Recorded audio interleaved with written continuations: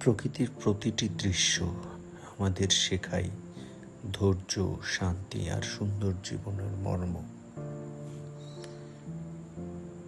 কখনো বলবেন না যে পৃথিবীতে আর সুন্দর কিছু নেই।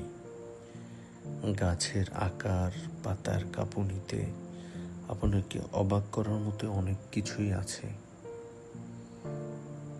ফল, ফুল, সবুজ পাতা, আরো অনেক কিছু।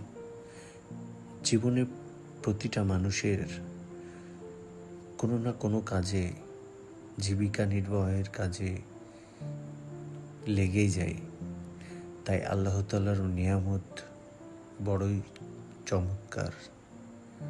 এই নিয়ামত আল্লাহ পাক আমাদের জমিনে সৃষ্টি করে রেখেছেন। এগুলো আমাদের খুঁজে বের করতে হবে। জীবিকার তাগিদে এগুলোকে প্রয়োজনে ব্যবহার করতে হবে।